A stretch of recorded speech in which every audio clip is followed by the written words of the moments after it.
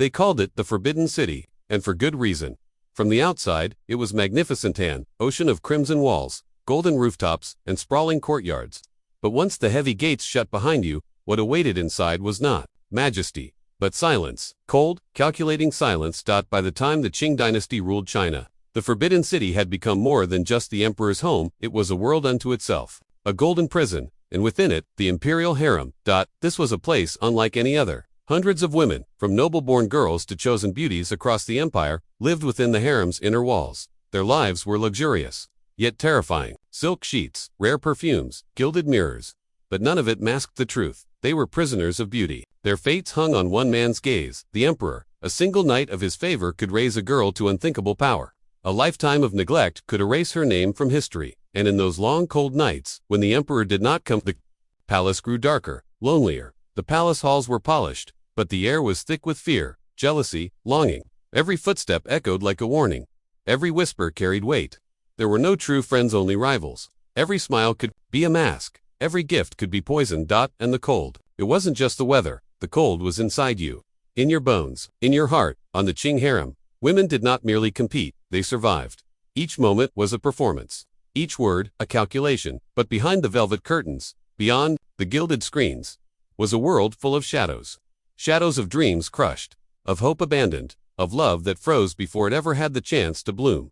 This was the real Forbidden City. She was the most powerful woman in the palace, yet she was barely ever seen. The empress, officially she reigned over the harem. She was the wife of the emperor, the mother of the nation. But within the palace walls, her crown was made not of gold, but of silence, sacrifice, and control. She didn't smile easily. She couldn't afford to. The empress had one job: keep order. Not just among the concubines, but over the hundreds of palace maids, eunuchs, and servants. Her word was law. But her position, always fragile. One wrong move, and she could be stripped of her title, exiled to a cold wing of the palace, or worse, replaced. Even the empress walked on ice. To the outside world, she appeared untouchable, draped in imperial silks, with a face like still water. But behind the curtains, her heart was anything but calm. She knew every concubine was a potential threat. She had watched girls rise from nothing to become the emperor's favorite overnight, and she had seen others too ambitious, too beautiful, without a trace, so she ruled with an iron fan. She read reports, issued punishments, chose who could see the emperor, and who would be forgotten. Sometimes she protected, sometimes she crushed. But it wasn't cruelty, it was survival. The empress had no room for softness, no one to trust. Even her children, if she had any, could be taken away, raised by court tutors, used as political pawns. The only way to keep her throne was to become a ghost, to disappear behind rituals, behind titles, behind cold porcelain smiles. In a palace where love was dangerous and power was poison, the empress did what she had to do. She endured. They came in silk shoes, trembling. Some were only 13, others barely 16, from faraway villages and noble families alike. These young girls were summoned not by choice, but by imperial decree. Their lives were about to vanish into the vast silence of the Forbidden City. One moment, they were daughters. The next, property of the emperor. There were no goodbyes. No cries of protest were allowed. Fathers bowed, mothers wept in silence, and the girls, they boarded carriages with dreams in their eyes and fear in their hearts. They were told this was an honor, that becoming a concubine meant luxury, power, and maybe if lucky, the love of the Son of Heaven himself. But the truth was darker. Once inside the palace, their names were changed. Their hair was cut, their old clothes burned, their past lives erased. From now on, they would wear only what the court approved, speak only when spoken to, smile when they were sad, and wait sometimes forever for a single glance from the emperor. They were trained like dolls how to walk without sound, how to bow, how to pour tea without a ripple. Some were taught music, dance, or poetry. But even talent was dangerous, because beauty attracted attention, and attention attracted jealousy. The harem was not a fairy tale. It was a battlefield dressed in silk. Older concubines mocked the young. Maids whispered behind fans. Every girl was both a sister and a rival, and every night passed without a summons from the emperor was one more step toward being forgotten. There were no clocks in the harem, only seasons, and some girls lived and died there without ever hearing the emperor speak their name. They weren't wives, they weren't servants, they were ornaments, waiting to be picked or left behind. And in that cold golden prison, the price of youth was silence. In the Forbidden City, the emperor's eyes were the sun, and every woman in the harem was a flower hoping to bloom beneath his gaze. To catch his attention meant everything. Favor wasn't just romance, it was survival. A single visit from the emperor could change a concubine's life. She might receive silk robes, jewels, even a promotion in rank. Her family, once peasants or minor nobles, could be elevated overnight. She would eat better, sleep warmer, be feared, but to be ignored. That was a slow death. So each evening became a performance. Dozens of women, dressed in their finest, painted in colors approved by the palace rules, would sit in silence, waiting, hoping that the eunuch would call their name. If he did, her night began. If not, she returned to her cold chamber, her pride sinking with each passing day. But what happened when one woman received too much favor? She became a target. Whispers grew. Alliances, formed in shadows, rumors real or invented, spread like perfume. A single accusation could ruin everything. She's arrogant. She insulted the empress. She used witchcraft. It didn't matter if it was true, because jealousy was a poison. And the harem had no shortage of it. Women spied on each other. Some bribed eunuchs for information. Others offered secret gifts to the emperor, letters, poems, hand-embroidered robes, all in hopes of being remembered. But the emperor was just one man, and no matter how powerful, he was still human. He favored who made him feel alive, who soothed his mind, who flattered his ego. And when he found that one woman, the entire harem trembled. Because in a world where love meant power, one woman's rise was everyone else's fall, and behind every silk curtain, someone was always watching. Not every woman in the Qing harem was touched by desire. Some waited months, some waited years, and some were never touched at all. They came to the palace as girls, often from noble families, selected during elaborate ceremonies. Their parents were proud. Their villages celebrated. She will be near the emperor, they said. She will live like royalty. But reality was far colder. These young women entered a world ruled by silence, protocol, and brutal hierarchy. Every step, every word, every breath watched. They were dressed in silks they did not choose, trained in manners they did not understand, and placed in rooms that echoed with nothing but the wind against their paper doors. And when night fell, they waited, not for sleep, but for a name to be called. It rarely was. Many were never summoned by the emperor, not even once. Why? Sometimes, it was politics. A family once powerful might fall from favor, and their daughter would be forgotten. Other times, it was looks. A single mole, a bad tooth, a pale complexion, anything could seal her fate. And sometimes, it was simply bad luck. Those women never touched, never loved were called cold beds. They spent their youth in endless waiting.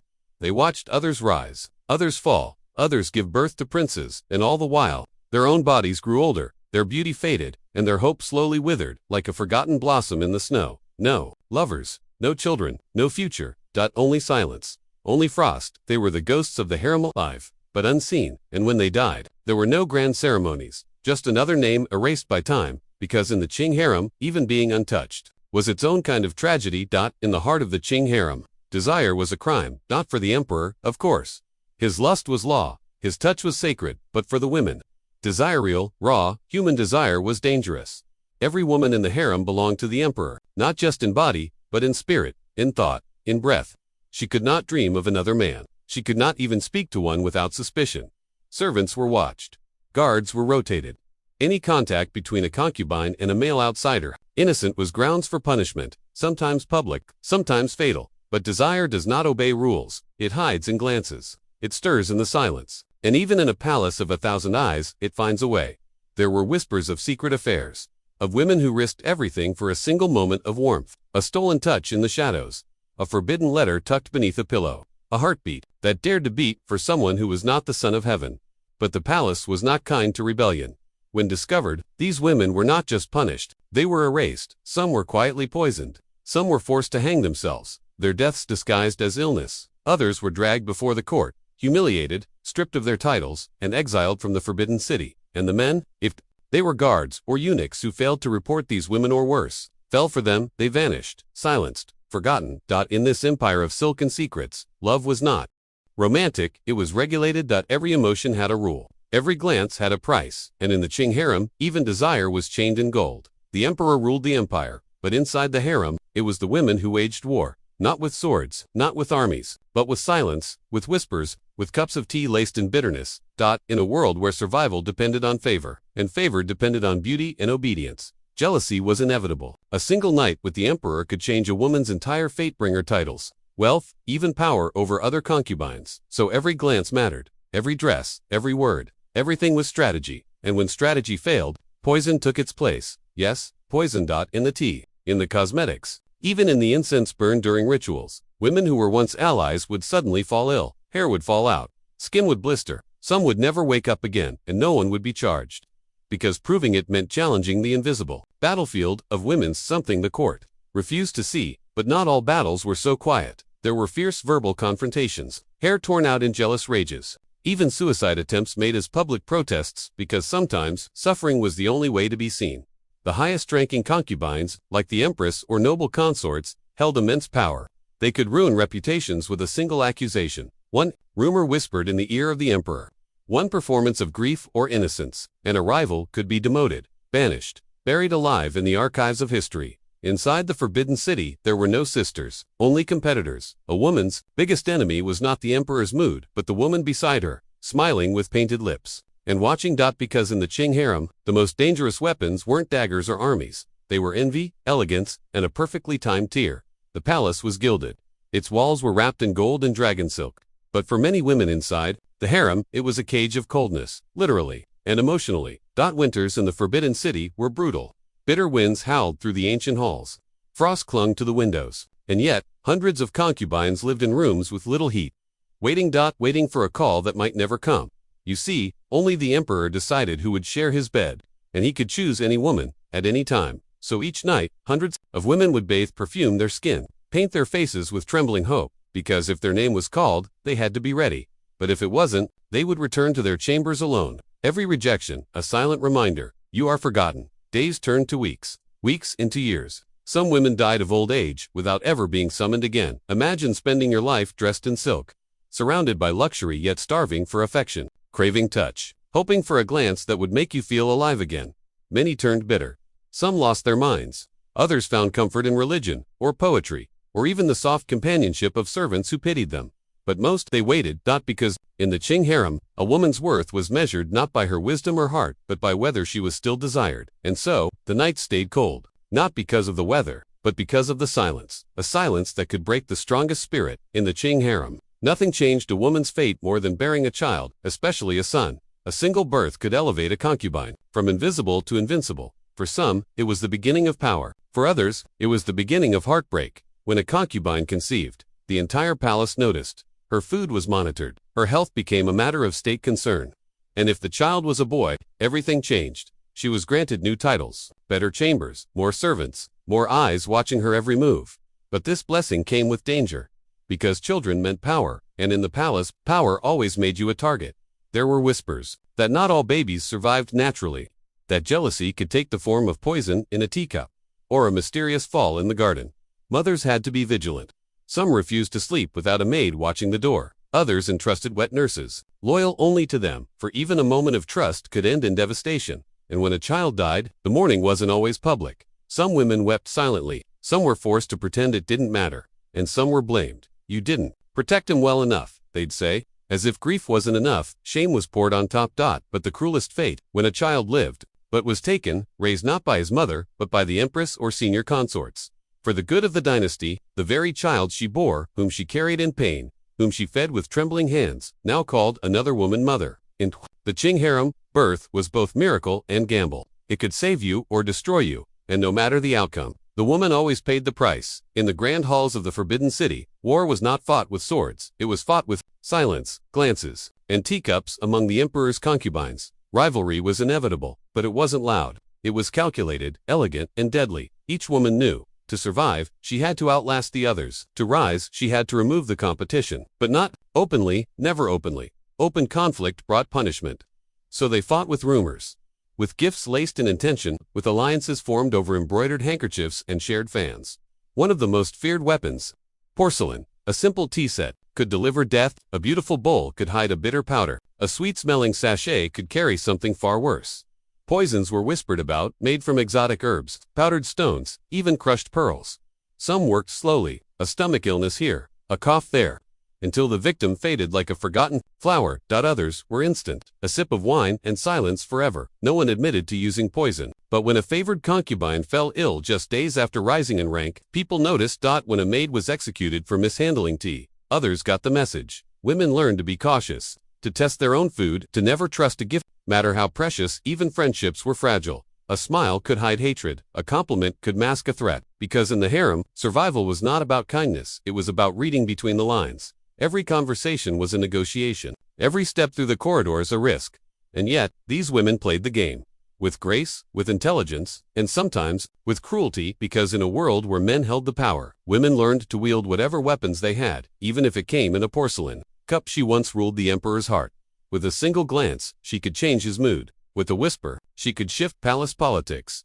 Her beauty was unmatched, her wit dazzling, and her presence commanding. But in the Forbidden City, nothing lasted, not even love. The favorite consort, once the sun around which the court revolved, began to feel a chill. It started small, fewer visits from the emperor, shorter conversations, gifts that once came daily, now came rarely.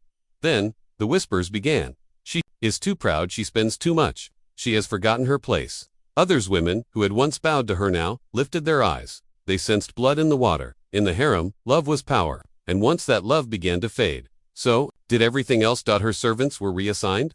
Her apartments grew cold, and her influence vanished. She tried to win him back, wearing his favorite colors, sending handwritten poems, even pleading through trusted eunuchs. But the emperor's heart had moved to another, younger, hungrier, and perhaps more careful. The fall from grace was silent but brutal. No trial, no exile, just erasure. Her name slowly disappeared from official records. Her face no longer painted in court scrolls. Her footsteps lost in the echoing corridors. But her story, whispered by every woman who still sought the emperor's gaze, a cautionary tale, because in the palace, to be loved was not enough. You had to stay loved, and in a world built on delicate favors and dangerous beauty, even the brightest flower could wither overnight. She wasn't executed. She wasn't exiled. She was simply forgotten. In the vast, maze-like halls of the Forbidden City, there existed a space darker than death itself. The cold palace. No fires, no visitors, no letters, just time. It was where discarded consorts were sent, not for punishment, but for erasure. Here, women who once held the emperor's attention became shadows of themselves. They wandered through crumbling courtyards, wrapped in layers of silence and faded silk. The laughter that once echoed through their lavish chambers now reduced to whispered memories in damp corners. No servants, no luxuries, no hope. Food was delivered through a small wooden hatch, just enough to survive, never enough to live. Some consorts kept journals, others spoke to ghosts. Many lost track of time, a few lost their minds. Outside, the empire evolved. New faces rose in court, new names were etched into history. But within those cold walls, time stood still. Some of them had done nothing wrong, just loved and lost in a game where the rules changed without warning. Their beauty, once their greatest weapon, had become irrelevant. They had loved the emperor, they had given him children, they had danced, sung, waited, obeyed, and still, they were left behind. These forgotten women, buried not in the earth, but in silence. They became the ghosts of the Qing harem, a reminder that in Imperial China, a woman's worth was as fleeting as the emperor's desire, and when that desire faded, so did her name. But the walls remembered, and the cold never forgot.